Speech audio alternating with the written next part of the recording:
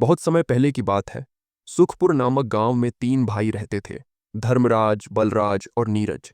तीनों भाई स्वभाव से बिल्कुल अलग थे और उनके जीवन का एकमात्र लक्ष्य एक दूसरे से बेहतर दिखना था। धर्मराज सबसे बड़ा था। वह गांव में अपनी धार्मिकता के लिए प्रसिद्ध था। हर सुबह वह मंदिर जाता, घंटों पूजा करता और लोगों के सामने दयालुता का ढोंग करता था। उसकी पत्नी कमला भी उसी की तरह दिखावे वाली थी। वे दोनों मिलकर गांव में एक ऐसी छवि बनाए हुए थे जैसे उनसे बड़ा कोई दानी और धर्मात्मा है ही नहीं। गांव के लोग उनकी प्रशंसा करते और वे इस प्रशंसा में फूले नहीं समाते थे। बलराज मंझला भाई शारीरिक रूप से बलवान और घमंडी था। उसकी ताकत और बाहुबल की चर्चा पूरे गांव में थी। वह गांव के किसी भी विवाद में अपनी ताकत से फैसला कर देता था। उसकी पत्नी माया भी बहुत अभिमानी थी। वह हमेशा अपने पति की ताकत पर घमंड करती और दूसरों को नीचा दिखाती थी। बलराज को लगता था कि दुनिया में ताकत से बड़ी कोई चीज नहीं है। वह गांव के गरीब लोगों को छोटी छोटी बातों पर डांटता और उनका अपमान करता था। नीरज सबसे छोटा भाई तीनों में सबसे अलग था। वह स्वभाव से शांत, नम्र और कला प्रेमी था। उसे बचपन से ही चित्रकारी का शौक था। उसकी बनाई तस्वीरें इतनी जीवंत होती थीं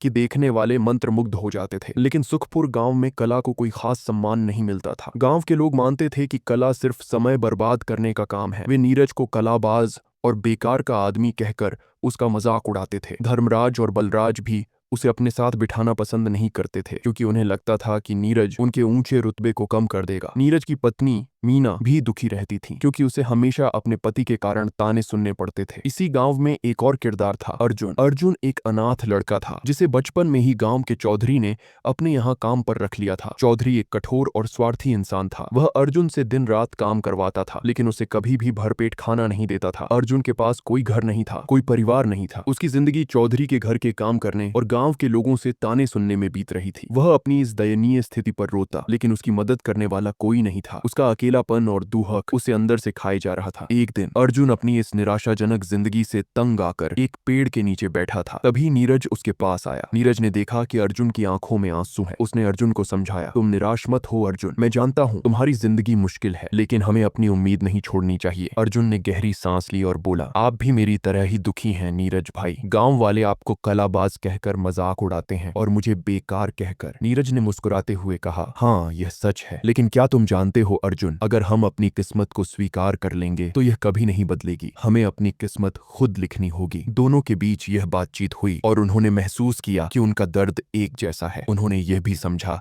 कि गांव में कोई उनका सच्चा दोस्त नहीं था। उन्होंने एक दूसरे का हाथ पकड़ा और कसम खाई कि वे एक दूसरे का साथ कभी नहीं छोड़ेंगे। कुछ दिनों बाद गांव में एक बहुत बड़ा मेला लगा। धर्मराज और बलराज अपनी पत्नियों और बच्चों के साथ मेले में गए लेकिन नीरज और अर्जुन को उन्होंने घर पर ही छोड़ दिया। धर्मराज ने कहा, तुम दोनों घर की देखभाल करो, मेले में आकर क्या करोगे, तुम्हारी हैसियत ही क्या है। अर्जुन को लगा कि यह एक सुनहरा मौका है। उसने नीरज को समझाया, नीरज भाई, गांव वाले हमें हमेशा ऐसे ही देखेंगे जब तक हम उन्हें कुछ करके नहीं दिखाएंगे। नीरज ने पूछा, तो क्या करें अर्जुन, उनकी सोच कैसे बदले। अर्जुन ने कहा, आपकी कला में बहुत ताकत है, हम उसी ताकत का इस्तेमाल करेंगे। अर्जुन ने नीरज के साथ एक योजना बनाई। उसने गांव के कुछ लोगों को इकट्ठा किया और कहा, गांव वालों, हम जानते हैं कि आप हमारी कला और हमारी मेहनत को बेकार समझते हैं लेकिन हम आपको एक चुनौती देते हैं। हम दोनों मिलकर गांव के सबसे खूबसूरत हिस्से को ऐसा चित्रित करेंगे कि वह असली लगे। अगर हम सफल हुए तो आप हमें और हमारी कला को सम्मान देंगे। अगर हम नाकामयाब रहे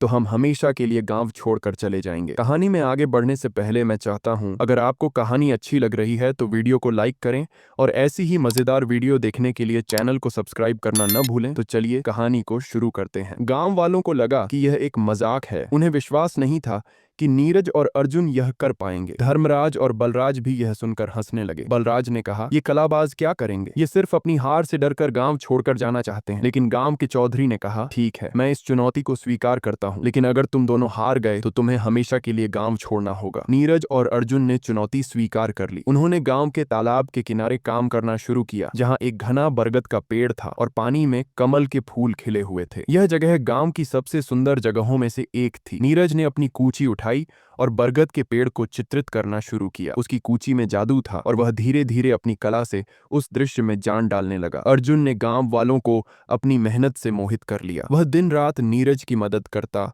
रंग बनाता और उनकी सुरक्षा करता। गांव के कुछ लोग भी उनकी मदद करने लगे। उन्हें महसूस होने लगा कि ये दोनों लड़के सिर्फ बेकार नहीं हैं, बल्कि उनमें बहुत प्रतिभा है। जैसे जैसे पेंटिंग पूरी होने लगी, गांव के लोगों की उत्सुकता बढ़ने लगी। वे रोज आकर पेंटिंग को देखते थे और उसकी प्रशंसा करते थे। कुछ दिनों बाद पेंटिंग पूरी हो गई। यह इतनी खूबसूरत थी कि दूर से देखने पर लगता था जैसे वह सचमुच का बरगद का पेड़ है। यहाँ तक कि पक्षी भी उस पर बैठने की कोशिश करने लगे। गांव के लोग नीरज की कला को देखकर दंग रह गए। धर्मराज और बलराज जो मेले से वापस लौटे थे, यह सब देखकर जलने लगे। उन्हें लगा कि अगर नीरज और अर्जुन सफल हो गए तो उनकी इज्जत कम हो जाएगी। उनका घमंड और अहंकार उन्हें यह मानने ही नहीं दे रहा था कि उनका छोटा भाई और एक अनाथ लड़का उनसे बेहतर हो सकते हैं। एक रात जब गांव सो रहा था, धर्मराज और बलराज ने एक दुष्ट योजना बनाई। वे चुपके से तालाब के किनारे गए जहां पेंटिंग रखी हुई थी। उन्होंने नीरज की मेहनत से बनाई गई पेंटिंग को फाड़ दिया। फिर उन्होंने उस पर कीचड़ फेंक दिया ताकि वह पूरी तरह से बर्बाद हो जाए। अगले दिन सुबह जब गांव वाले पेंटिंग देखने आए तो वे यह देखकर हैरान रह गए कि वह फटी हुई थी और कीचड़ से सनी हुई थी। धर्मराज और बलराज ने वहां पहुंचकर नाटक करना शुरू कर दिया। धर्मराज ने कहा, मैं तो कहता ही था ये लोग कुछ नहीं कर सकते। अपनी हार से डरकर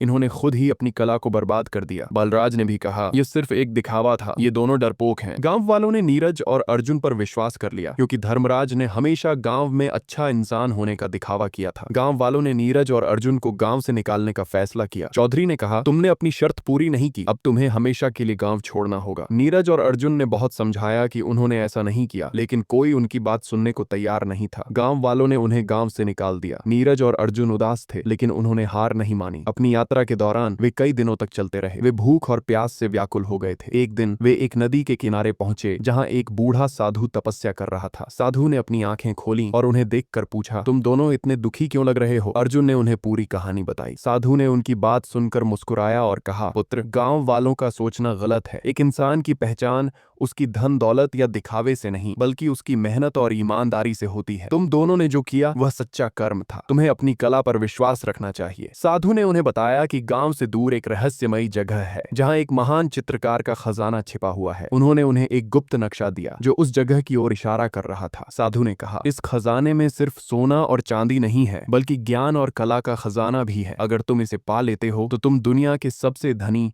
और सम्मानित व्यक्ति बन जाओगे। नीरज और अर्जुन ने साधु को धन्यवाद दिया और उस खजाने की तलाश में निकल पड़े। उनकी यात्रा आसान नहीं थी। उन्हें घने जंगल पार करने पड़े जहां हिंसक जानवर घूमते थे। उन्हें ऊंचे पहाड़ों पर चढ़ना पड़ा जहां रास्ता बहुत मुश्किल था। उन्हें तेज नदी को पार करना पड़ा जहां उनकी जान को खतरा था। इस यात्रा के दौरान उनकी दोस्ती और भी मजबूत हो गई। वे एक दूसरे की हिम्मत बढ़ाते, एक दूसरे का ख्याल रखते और हर मुश्किल का सामना मिलकर करते थे। एक दिन वे एक बड़े जंगल में खो गए। वे थक चुके थे और निराश हो गए थे। तभी उन्हें एक हिरण का बच्चा मिला जिसका पैर टूट गया था। नीरज और अर्जुन ने उसे उठाया और उसकी देखभाल की। उन्होंने उसे अपनी खाने की चीजें दी और उसका इलाज किया। जब हिरण का बच्चा ठीक हो गया तो वह उनके साथ चलने लगा। हिरण का बच्चा उन्हें रास्ता दिखाता हुआ ले गया और एक ऐसी जगह पर पहुंच गया जहां एक बड़ी गुफा थी। लंबे समय की यात्रा के बाद वे उस रहस्यमयी गुफा के पास पहुंचे। गुफा के प्रवेश द्वार पर एक बड़ा पत्थर था। नीरज ने अपनी कला का उपयोग करके उस पत्थर पर कुछ गुप्त चिन्हों को पहचान लिया। उसने अर्जुन को समझाया कि यह महान चित्रकार की कला का हिस्सा है। उन्होंने उन चिन्हों का सही क्रम में उपयोग किया और पत्थर गुफा के द्वार से हट गया। गुफा के अंदर एक बड़ा खजाना था जिसमें सिर्फ सोने और चांदी के सिक्के ही नहीं थे, बल्कि महान कलाकारों के बनाए गए दुर्लभ चित्र और पेंटिंग भी थीं। वहां कई तरह के रंग और कूचियां भी थीं जो दुनिया में कहीं नहीं मिलती थीं। अर्जुन और नीरज ने वह खजाना लिया और वापस अपने गांव लौट आए। गांव के लोग उन्हें देखकर हैरान थे। वे सोच रहे थे कि ये दोनों वापस क्यों आए। नीरज और अर्जुन ने गांव में सबसे बड़ा घर खरीदा जो धर्मराज और बलराज के घरों से भी बड़ा था। उन्होंने एक स्कूल खोला जहां वे गांव के बच्चों को कला सिखाते थे। उन्होंने गांव के लोगों की मदद करने के लिए एक ट्रस्ट भी बनाया। धर्मराज और बलराज ने यह सब देखा तो उनके मन में लालच पैदा हुआ। वे अर्जुन और नीरज के पास गए और उनसे पूछा कि उन्हें यह खजाना कहां से मिला। अर्जुन ने उन्हें अपनी कहानी सुनाई, लेकिन उसने अपनी सूझबूझ से एक कहानी और गढ़ ली। उसने कहा कि खजाना पाने के लिए उन्होंने एक जादुई नदी को पार किया था और उस नदी में डुबकी लगाने से कोई भी अमीर बन जाता है। उसने कहा, जब मैं और नीरज भाई नदी में गए तो नदी के पानी ने हमें एक गुप्त रास्ता दिखाया जहां एक जादुई खजाना था। धर्मराज और बलराज ने यह सुनकर अपनी पत्नियों और बच्चों को छोड़ दिया और नदी में डुबकी लगाई। वे घंटों तक नदी में रहे, यह सोचकर कि वे भी अमीर बन जाएंगे, लेकिन उन्हें कुछ नहीं मिला। वे खाली हाथ और दुखी वापस लौट आए। धर्मराज और बलराज ने अपनी करनी का फल पाया। जब वे वापस गांव आए तो उनकी पत्नियां और बच्चे उनसे बहुत नाराज थे। गांव वालों को भी सच्चाई का पता चला और उन्होंने नीरज और अर्जुन से माफी मांगी। नीरज और अर्जुन ने गांव के सभी लोगों की मदद की, लेकिन धर्मराज और बलराज को उन्होंने एक बड़ा सबक सिखाया। उन्होंने एक बार फिर गांव में अपनी कला का प्रदर्शन किया और इस बार उन्होंने एक ऐसी पेंटिंग बनाई जिसमें गांव की पूरी कहानी थी, उनके संघर्ष से लेकर उनकी जीत तक। ये कहानी दिखाती है कि कैसे मेहनत, ईमानदारी और चतुराई से कोई भी व्यक्ति सफल हो सकता है, जबकि लालच और ईर्ष्या का परिणाम हमेशा बुरा होता है। नीरज और अर्जुन ने अपनी जिंदगी की नई शुरुआत की और वे गांव में सम्मान के साथ रहने लगे। अगर आपको हमारी कहानी अच्छी लगी हो तो वीडियो को लाइक करें, चैनल को सब्सक्राइब करें और कमेंट में बताएं आपको कहानी में कौन सा किरदार अच्छा लगा।